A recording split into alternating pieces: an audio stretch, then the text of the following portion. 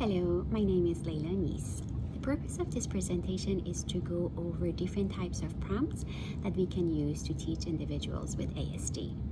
I'm going to start with explaining what a prompt is and why prompts are important. Then I will talk about different types of prompts and will give some examples. Students with ASD often struggle with learning new skills. Prompting is an effective practice to increase success and generalization of a skill or a behavior. Prompts are any help given to a learner that assists them in using a specific skill or behavior, such as instructions, gestures, demonstrations, touches, or other things that we arrange or do to increase the likelihood that children will make correct responses. In other words, it is a specific form of assistance given by an adult before or as the learner attempts to use a skill.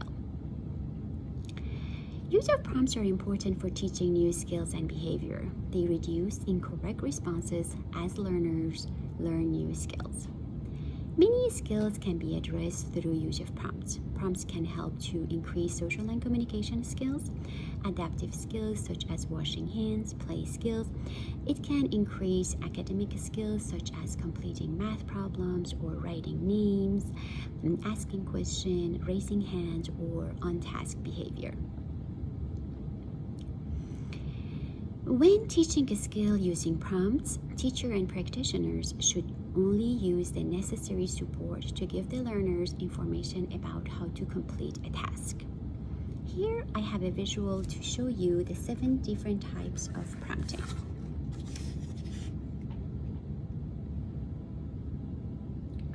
The one on the top allows the students to be more independent. As we go down the list, the students are less independent and will require more support. Now I will discuss each prompt and a description of how and when to use them. The first one is visual prompt.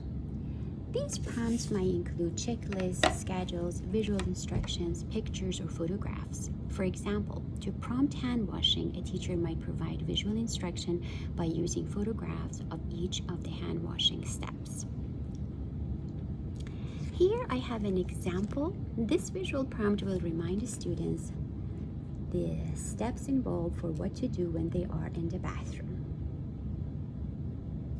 I used this visual for a student that required constant cues to finish their bathroom routine.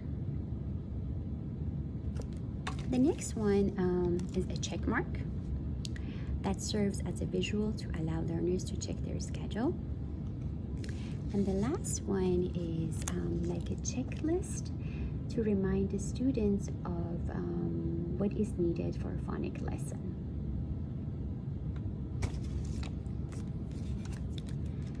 The next prompt on our list is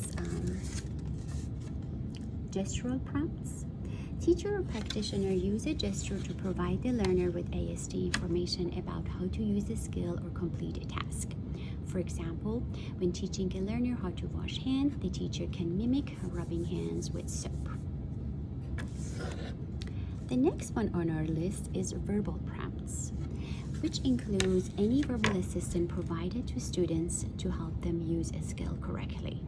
For example, when a student's hands are dirty, a teacher could provide a verbal prompt by giving the direction of wash your hands, or the teacher could also provide a hint such as what do you do when your hands are dirty.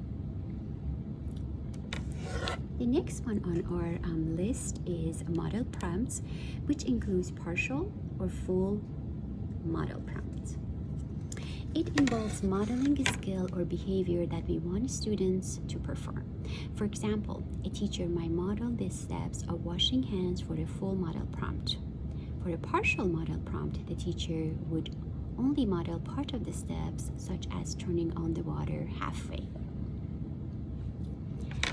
The next one on our list is physical prompts, which also includes partial or full physical prompt. Physical prompts are useful when teaching motor behaviors and when the students with ASD does not respond to less restrictive prompts. For a full physical prompt, the teacher would use hand over hand to help the students to wash hands. For a partial physical prompt, the teacher might touch the student's elbow to cue them to start washing his or her hands.